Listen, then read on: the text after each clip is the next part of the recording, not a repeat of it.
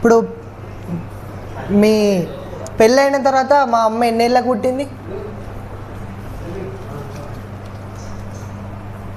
4 ఇయర్స్కి. 4 ఇయర్స్. అప్పటి వరకు అమ్మమ్మతోని నీకు స్వీట్ మెమరీస్ ఏమైనా ఉంటాయి? ఇప్పుడు ఏం చేసేటోళ్ళు డైలీ? ఏం లేదు, పొద్దుగా లేచి వంట చేసాడు నా పని, పొద్దున్న లేచి వ్యవసాయం చేసాడు నా పని, టైం కాగానే స్నానం చేసి అన్నం తిని బడి కూరుకుంటూ పనికి అంతే. అక్కడే ఉన్నా కదా, సొంత ఇంట్లోనే, సొంత ఊళ్ళోనే ఉంది కాబట్టి అట్లనే జరిగింది అది. స్వీట్ మెమరీస్ మీరు కలిసి ఎక్కడికన్నా గుడిలకు గోపురాలకు? గుడులు లేదు, అంత వ్యవసాయం గుడి, ఇల్లే వైకుంఠం. ఏం వండి పెట్టేది? నార్మల్గా ఇక కూరగాయలు ఉంటుండే, మాకు వ్యవసాయం ఉన్నది కాబట్టి కూరగాయలు తీసుకొస్తే అవే వండి పెడుతుండే. అంటే నీకు ఫేవరెట్ ఏంటిది? ఈ ఫేవరెట్ అంటే అది ఏది వండితే అదే మన ఫేవరెట్. ఏంటి? కాకపోతే మాకు కోళ్ళు ఉండే మస్తు, గొర్రెలు ఉండే. ఎప్పుడన్నా తినాలనుకుంటే అక్కడ దొడ్డికాడికి పోయి అంత కోడిని ఆనే కట్ చేసి తీసుకొచ్చుకోవాలి, తింటుంటే మంచి లైఫ్ మంచి గడిచింది. అదొకటి పర్వాలేదు. బర్రెలు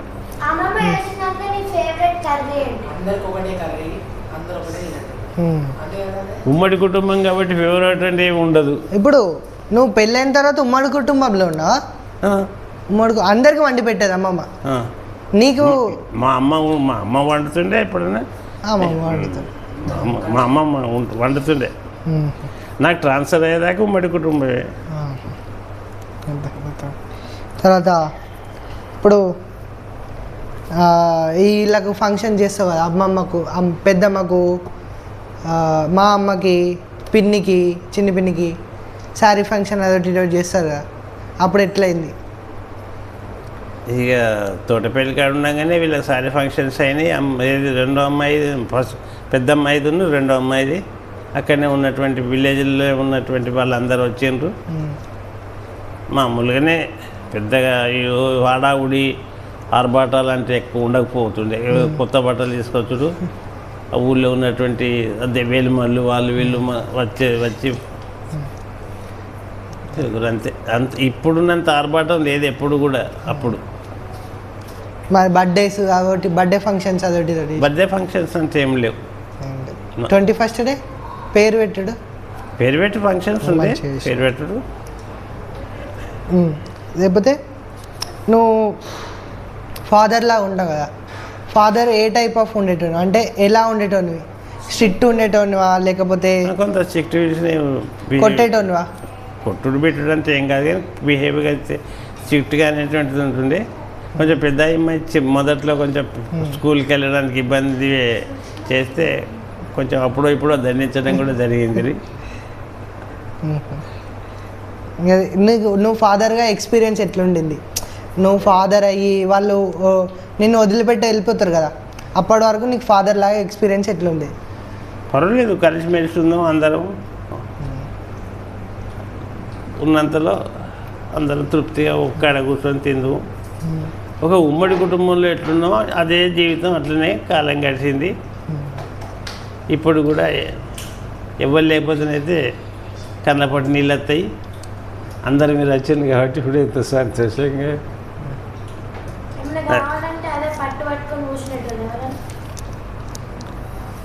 రేపు అందరిలో నీకు ఎవరు ఇష్టం?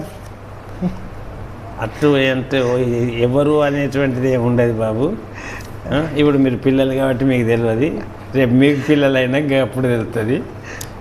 ఇప్పటిలో 1-2తోటి కంప్లీట్ కాలేదు. మాకు 4 పిల్లలు కాబట్టి మా అన్నయ్యకి 4, నాకు 4, మా ఇద్దరు అన్నయ్యలకు కూడా 4 ఉమ్మడి కుటుంబం తరకనే ఫీల్ అయినాం. కానీ వీడు ఇంత వాడంతా అనేటువంటిది అంటే ఏముండదు.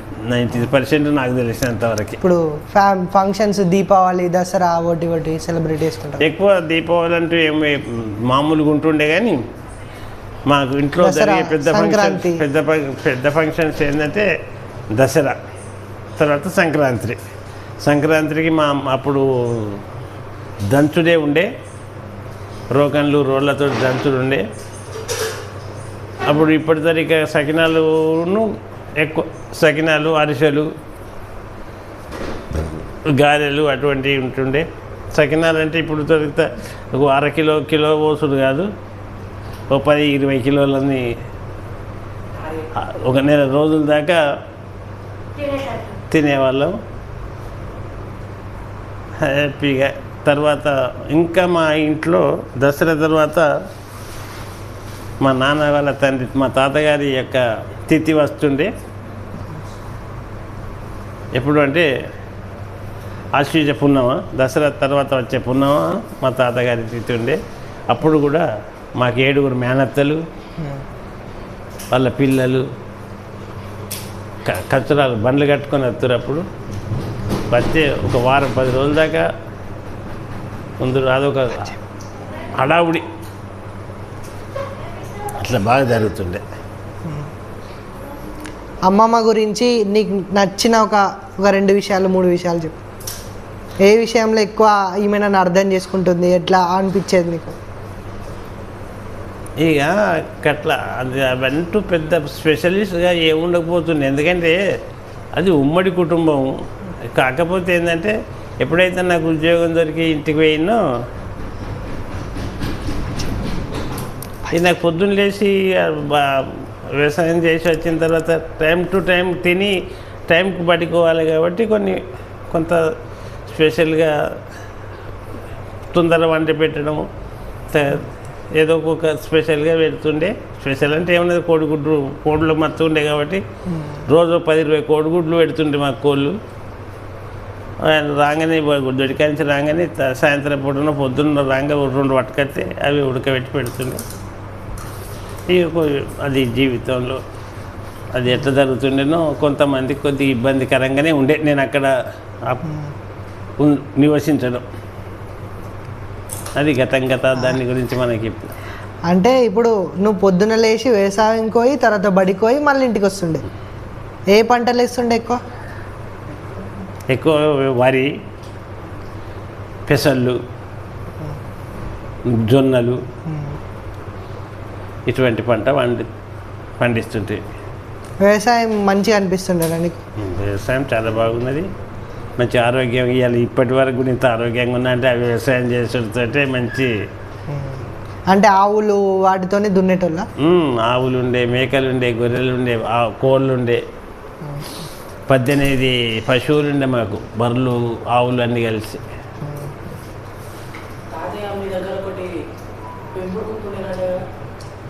కుక్క పెంపుడు కుక్క? ఒక కుక్క ఉండే. అది ఎందుకంటే దొడ్డికాడ మా నాన్న నేను రాత్రిపూట పోయి అక్కడనే పడుకుంటుంటే ఆ కుక్క కూడా ఉండే. కుక్క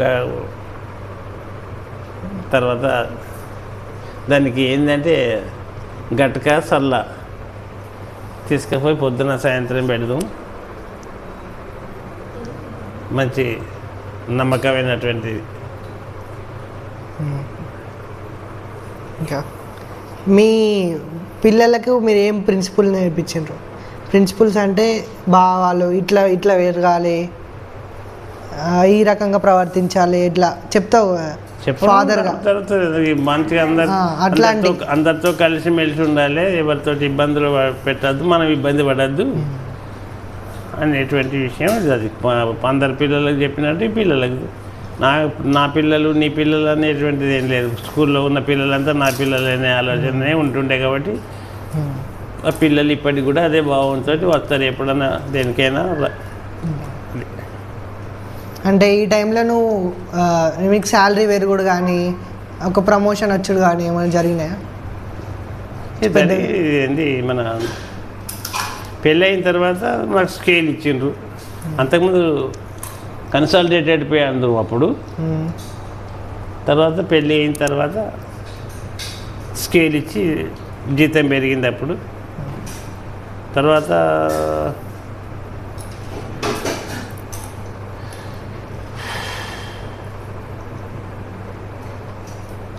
ఒక 20-25 ఇయర్స్ సర్వీస్ కాగానే ప్రమోషన్ వచ్చింది హెడ్ మాస్టర్గా, ఎంఈఓగా. First promotion MEO Asifabad. Asifabad పోయి వచ్చిండ్రా? కుమరం మేము ఆసిఫాబాద్ అక్కడ ఒక 4-5 ఇయర్స్ చేసి వచ్చిన. నువ్వు ఒక్కనే పోయినావా లేకపోతే ఫ్యామిలీ తీసుకున్నావా? ఒక్కనే అంటే ఒక్కని అప్పుడే పోయి అమ్మ పెద్ద- ఫంక్షన్స్కి వచ్చేటోళ్ళు. అప్పుడే పెద్దమ్మాయి పెళ్లి చేయాలనేటువంటి ఒక ఆలోచనతోటి పిల్లలకు చూసుడు జరిగింది. అప్పుడే నేను అక్కడ ఉండగానే పెళ్లి చేయడం జరిగింది. పెళ్ళి చెప్పు, ఒక్కొక్కరి పెళ్ళి గురించి చెప్పు. తర్వాత అక్కడి నుంచి ట్రాన్స్ఫర్ వచ్చింది. ఫస్ట్ అమ్మాయి పెళ్ళి ఎట్లా జరిగింది, ఎట్లా అనుకున్నారు అమ్మది? ఇవి ఫస్ట్ మొదటి పెళ్ళి కాబట్టి చాలా ఘనంగా చేసినాము. చాలా అంటే ఇక్కడ ఉన్న వాళ్ళు కూడా చాలా హ్యాపీగా ఫీల్ అయ్యింది. ఏంటంటే ఒక అమ్మాయి అనుకుని చేస్తాను, ఇంత పెద్ద ఎత్తున చేస్తాను అని చాలామంది అన్నారు. కానీ నాకు ఏదో ఉత్సాహంగా అనిపించింది, చేసిన బాగానే జరిగింది. దురదృష్టవశాత్తు ఏదో జరిగిపోయింది. దానికి ఇక మనం భగవంతుని నిర్ణయాన్ని మనం ఏం చేయలేము. ఫస్ట్ అమ్మాయి పెళ్ళి అదంతా అయిపోయింది. సెకండ్ అమ్మాయి పెళ్ళి, పిన్ని పెళ్ళి గురించి, చిట్టి పిన్ని. ఈ పిండి పెళ్ళి కూడా, చిట్టి పెళ్ళి కూడా నార్మల్గానే జరిగింది. దానికి ఒక పెద్ద అమ్మాయి పెళ్ళి కొంచెం ఆర్భాటంగా చేయడం జరిగింది. మిగతా రెండిళ్ళని మామూలుగానే చేసేది జరిగింది. ఎందుకంటే ఇక ఫస్ట్ కాబట్టి అప్పుడు సర్వీస్లో ఉన్న ప్రమోషన్ వచ్చింది. ఆ సంతోషం, ఈ సంతోషం. ఇక్కడ నాగర పనిచేసే టీచర్లు, స్కూల్స్ కూడా వాళ్ళు కూడా కొంత ఎంకరేజ్ చేసిండ్రు. అయ్యో ఎక్కడి నుంచో ఆసిఫాబాద్ నుంచి అక్కడ ఉన్నటువంటి వాళ్ళు ప్రైవేట్ టీచర్స్ వాళ్ళు వీళ్ళు వస్తారనేటువంటి ఉద్దేశంతో కొంచెం ఘనంగా చేయాలనే ఆలోచనతో చేయడం జరిగింది. అప్పుడు సమితిలో ఉన్నాం కాబట్టి మా సమితి ప్రెసిడెంట్ కూడా వచ్చిండు. ఈ పెద్దవాళ్ళు వస్తారు అనేటువంటి ఆలోచనతో మంచిగా పెళ్ళి. ఇప్పుడు నువ్వు ఇప్పుడు ఆ టైంలో నేను ఇచ్చినటువంటి డోరీ మా బంధువులు చాలామంది క్రిటిసైజ్ చేశారు. ఇంత డోరీ ఇచ్చుకుంటూ ఒక అమ్మాయి కనుక అని అన్నారు. పోనీ మనం భగవంతుడు అని అన్ని వాళ్ళని ఇవన్నీ కూడా నేను కేర్ చేయలే. మంచి ఘనంగా జరపాలనుకున్నది ఘనంగానే జరిగింది. ఘనంగానే చేసిన కానీ అది ఇక ఆ తర్వాత మామూలుగానే జరిగింది. అన్ని పెళ్ళిళ్ళు పెద్దగా అంత ఆర్భాటం ఏం లేకుండా.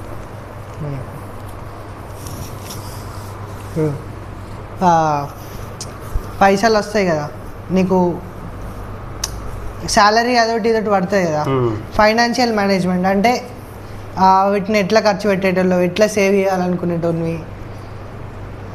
ఈ పిల్లల యొక్క ఖర్చులను దృష్టిలో పెట్టుకొని ₹10 ఒక రూపాయి పడితే అందులో కనీసం ఒక చాలనన్న వెనక దాచిపెట్టి మిగతా వాటితో వెళ్ళది అట్లా సింపుల్గా ఎలా తీసుకుంటూ వచ్చి ఏదో ఎవరికి చేయి చాపకుంటే జీవితం గడిపిన ఇప్పటి వరకు ఎవరికి చేయి చాపలేదు. ఎవరికి నేను ₹10 ఇవ్వలేదు. ఎవరి దగ్గర ₹10 అప్పు తీసుకురాలేదు.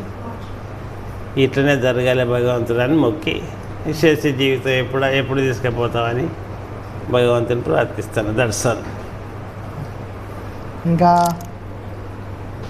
ఇంకంటే నీకు టీచర్గా ఎలా అనిపించింది? టీచర్గా first day, last day? Top to bottom, first day to last day నార్మల్గా ఉంది. దాని మీద విసుగు అనిపించలేదు. పిల్లలు ఎప్పుడు కూడా నాకు ఏం పెద్ద వ్యతిరేకంగానే కాదు, అటువంటి సంఘటనలు ఏం జరగలేదు నా జీవితంలో. ఎట్లా చెప్తే అట్లా విన్నారు. ఇప్పుడు నేను చెప్పిన టీచర్లు కూడా మంచి మంచి జాబుల్లో ఉన్నారు. కొంతమంది రిటైర్డ్ అయ్యిండ్రు, కొంతమంది ఇంకా still they are in service. చాలా హ్యాపీగా అప్పుడో ఫోన్ చేస్తుంటారు. కానీ ఇక్కడ ఇప్పుడు ఎవరెవరు గుర్తున్నారు నీకు స్టూడెంట్స్లా? చాలామంది ఉన్నారు గుర్తు అట్లా అనుకుంటే. ఇప్పుడు వీడు వేములవాడ ఎమ్మెల్యే ఆది శ్రీనివాస్ నా స్టూడెంటే. తర్వాత ఇల్లంతకుంట కాడ చదివిన పిల్లలు కూడా చాలామంది ఉద్యోగస్తులు ఉన్నారు. కొంతమంది రిటైర్డ్ అయ్యిండు, కొంతమంది హెడ్ మాస్టర్లు, చాలామంది హెడ్ మాస్టర్లుగా రిటైర్డ్ అయ్యిండు, కొంతమంది మామూలు. ఎక్కువ ఎవరు కూడా నా సాటిస్ఫాక్షన్ ఏంటంటే ఒక అవార తారీఖు ఎవరు లేడు. అందరూ మంచి ఒక సిస్టమేటిక్ లైఫ్లోనే ఉన్నారు జీవితంలో. అంత అదొకటి నాకు కొంచెం సాటిస్ఫాక్షన్ నా లైఫ్లో, నా ప్రొఫెషన్లో. ఇప్పుడు నీకు మొత్తం స్కూల్ టీచింగ్ ఎక్స్పీరియన్స్ స్టార్టింగ్ నుంచి వెళ్ళి లాస్ట్ వరకు నువ్వు టీచర్గా ఎట్లా డెవలప్ అయినావు? అంటే స్టార్టింగ్ నుంచి వెళ్ళి డెవలప్ అవుతారు కదా. ఇక ఏదైనా మేము ప్రాక్టీస్ మేక్స్ మ్యాథ్స్ పర్ఫెక్ట్ అన్నట్టుగా మనం ఇప్పుడు చదువుకున్నప్పుడు అంత ఇంట్రెస్ట్ చదువుకోకుండా టీచింగ్ సైడ్లో ఉన్నప్పుడు పిల్లలు అడిగే ప్రశ్నలకు జవాబు చెప్పకపోతే బాగుండదు, వాళ్ళు సాటిస్ఫై కారు అనేటువంటి ఉద్దేశంతో ఇక్కడ ప్రిపేర్ అయిపోతుంటిని. అట్లనే మంచి నాలెడ్జ్ కూడా నాకు కూడా ఒక రకంగా నాలెడ్జ్ ఇంప్రూవ్ అయింది. ఎగ్జామ్స్ బోర్డ్ ఎగ్జామ్స్ 90% నేను చెప్పే సబ్జెక్ట్ లోపల 99% పాస్ అయ్యారు. ఒక్కడు కూడా ఎట్లా చేస్తుంటే అంటే ఒక 10 years పేపర్స్ తీసుకొని ఒక లెసన్ చెప్పి ఆ లెసన్లో ఏమేమి క్వశ్చన్స్ ఇంపార్టెంట్ అనేటువంటి నిర్ణయం చేసి క్వశ్చన్స్ రాయించి ఆన్సర్ రాయించి మళ్ళీ నెక్స్ట్ డే స్కూల్ చిట్టి అయిన తర్వాత కూర్చుండే పెట్టి అందరూ ఆ క్వశ్చన్లకి వెళ్ళి ఒక 4 క్వశ్చన్లు చెప్పి రాయిస్తుంటే అట్లా ప్రాక్టీస్ చేయించిన. దాంతో చాలా అడ్వాన్స్గా పిల్లలు కూడా మంచి. మీకు ఇప్పుడు ఫేవరెట్ మెమరీస్ ఏమైనా ఉన్నాయా? మర్చిపోలేని సంఘటన అన్నిటి మొత్తం ఉద్యోగ కెరియర్లో మర్చిపోలే? ఉద్యోగం చేసేటప్పుడు మంచివి చెడ్డవి అంటే నీకు అగైనిస్ట్గా జరిగినాయి అనుకో. చెడ్డగా అంటే ఒకటి ఏంటంటే ఈ దాసారం అనేటువంటి విలేజ్లో అక్కడ ఉన్నటువంటి కొంతమంది ఆడ కొద్దిగా నాకు మనసుకి ఇబ్బంది అనిపించి నేను అక్కడి నుంచి వెంటనే మళ్ళీ ట్రాన్స్ఫర్ చేయించుకున్నా. ఆడ ఎక్కువ రోజులు ఉండేది 1 year ఉన్నా అంతే. ఆ తర్వాత ట్రాన్స్ఫర్ చేయించుకున్నా అక్కడికి వెళ్ళి. వీడు ఉండద్దు అనే ఉద్దేశంతో. మంచి గుర్తులు మంచి నా జీవితంలో మర్చిపోయినటువంటి విలేజ్ ఏదంటే రుద్రంగి, తర్వాత తోటపల్లి. ఈ 2 విలేజ్లు. తర్వాత ఇల్లంతకుంటలో ఫస్ట్ ఇల్లంతకుంట నుంచి ట్రాన్స్ఫర్ అయినప్పుడు అది ఒకటి మరపురాని జీవితం. అది జీవితంలో ఆ పిల్లల యొక్క ఆవేదన ఇప్పటికి కళ్ళు మూసుకుంటే మనసు చెదిరిపోతుంది. అది జ్ఞాపకం రావద్దు జీవితంలో. ఒక మరపురాని జీవితం అది. నాకు కూడా నేను కూడా అదే ఫస్ట్ టైం 10 ఏళ్ళ సంది అక్కడనే ఉన్నా కాబట్టి ఇంకొకటికి ట్రాన్స్ఫర్ అనేటువంటిది నా లైఫ్లో ఫస్ట్. పిల్లలు ఇంతమంది టీచర్ పోతాండి అనేటువంటిది వాళ్ళలో బాధ. అదొకటి చాలా ఇక మిగతాది కామన్గానే ఉండిపోయింది.